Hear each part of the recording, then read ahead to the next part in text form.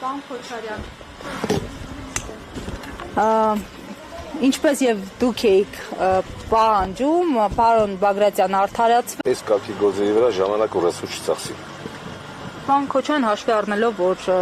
2018-ից ի վեր նմանատիպ դրվագներով բազմաթիվ մարդիկ են հայտնվել դատարաններում, ինչ է կարծում, սա կարող է դառնալ նախադեպային որոշում նաեւ մնացած գործերում։ Նախադեպային չասեմ, բայց փաստորեն ենթադրում եմ, որ դատարանի մեկնաբանությունները ազատ խոսքի միջամտելու սահմանների վերաբերյալ կարող են օգտակար լինել բոլոր այն մարդկանց, ովքեր որ այս գործերով անցնում են, հա, ովքեր որ ասենք կարծում են, որ իրենց հետապնդում են ազատ խոսքի համար։ Համենայն դեպս, քանի որ վերջնական դատական ակտը ձեռքի տակ չի, այս պահին ես ընդամենը կարող եմ կանխատեսումներ անել, որ հենց միջամտության ոչ իրավաչափության մասին պիտի որ դատանը դատողություններ անի վերջնական դատական ակտում։ Արդար դատական ակտեր։ Ես կգնում եմ նախադրյալներ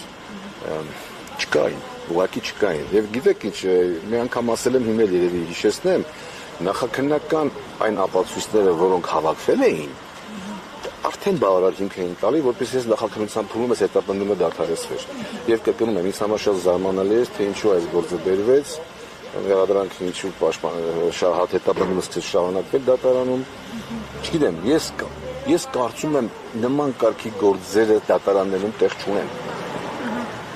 Պարոն Քոչարյան, քանի որ մենք սկզբում մի փոքր տեխնիկական խնդիր ենք ունեցել, դատավորի ձևակերպումը կվերարտադրեք մասնագիտական լեզվով, ես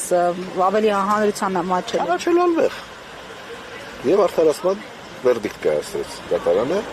այնպես ինչպես պահանջում է օրենքը։ Հիմա լրացուցիչ դատալսումների փուլում մի քանի առողակարգային հարցեր քննարկվեն եւ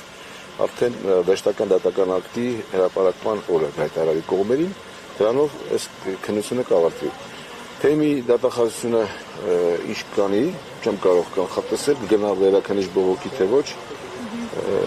կյանքը ցույց կտա։ Շնորհակալ եմ, պարոն Քոչարյան։